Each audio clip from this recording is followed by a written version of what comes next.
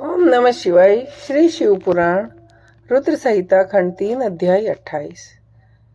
पार्वती बोली, बाबा जी, अब तक तो मैंने ये समझा था कि कोई दूसरे ज्ञानी महात्मा आए हैं, परंतु अब ज्ञात हो गया, आपकी कलई खुल गई।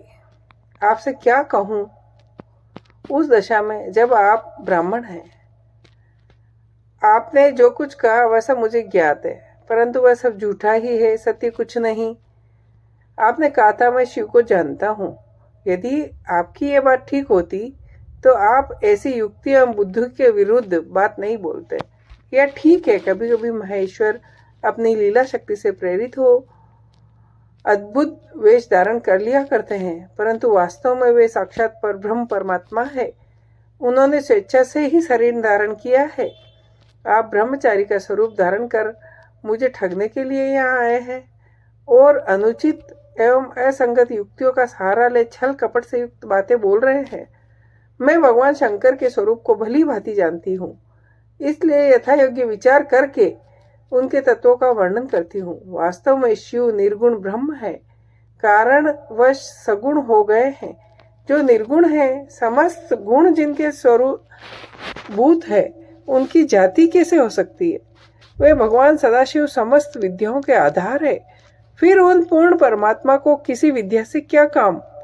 पूर्व काल में कल्प के आरंभ में भगवान शंभु ने श्री विष्णु को वेद प्रदान किए थे, अतः उनके समान उत्तम प्रभु दूसरा कौन है जो सबके आदि कारण है।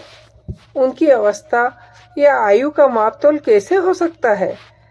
प्रकृति उन्हीं से उत्पन्न हुई है, फिर उनकी शक्ति का दूसरा क्या कारण हो सकता है। जो लोग सदा प्रेम पूर्वक शक्ति के स्वामी भगवान शंकर का भजन करते हैं, उन्हें भगवान शंभु प्रभु शक्ति, उत्साह शक्ति और मंत्र शक्ति, ये तीनों अक्षय शक्तियां प्रदान करते हैं। भगवान शिव के भजन से ही जीव मृत्यु को जीत लेता है और निर्भय हो जाता है। इसलिए तीनों लोकों में मृत्युंजय नाम प्रसिद्ध है।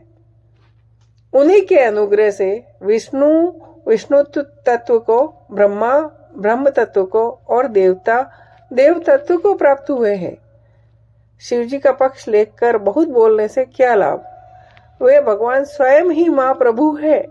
कल्याण रूपी शिव की सेवा से यहाँ कौन सा मनोरथ सिद्ध नहीं हो सकता। उन महादेव जी के पास किस बात की कमी है जो वे भगवान सदाशिव स्वयं मुझे पाने की इच्छा करे।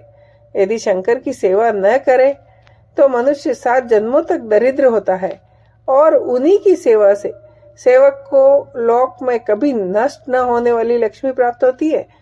जिनके सामने 8 सिद्धियां नित्य आकर सिर नीचा किए इस इच्छा से नृत्य करती है कि वे भगवान हम पर संतुष्ट हो जाए, उनके लिए कोई भी हितकर वस्तु दुर्लभ कैसे हो सकती है। यद्यपि यह मांगलिक कही जाने वाली वस्तुएं शंकर का सेवन नहीं करती, फिर भी उनके श्रवण मात्र से ही सबका मंगल होता है। जिनकी पूजा के प्रभाव से उपासक की संपूर्ण वेद प्रदान किए थे, अतः उनके समान उत्तम प्रभु दूसरा कौन है जो सबके आदि कारण है। ओम नमः शिवाय। श्री शिव पुराण रुद्र संहिता खंड 3 अध्याय 28।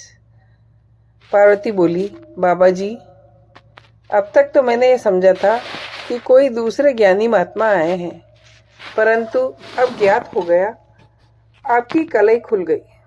आपसे क्या कहूँ उस दशा में जब आप ब्राह्मण हैं। आपने जो कुछ कहा वह सब मुझे ज्ञात है, परंतु वह सब झूठा ही है, सत्य कुछ नहीं।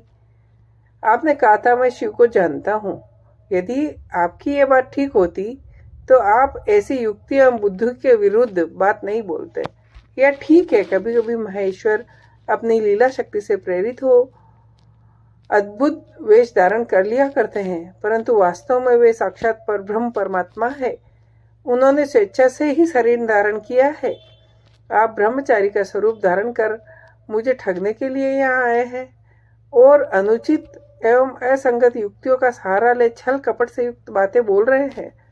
मैं भगवान शंकर के स्वरूप को भली भांति जानती हूँ, इसलिए यथा योग्य विचार करके उनके तत्वों का वर्णन करती हूँ। वास्तव में शिव निर्गुण ब्रह्म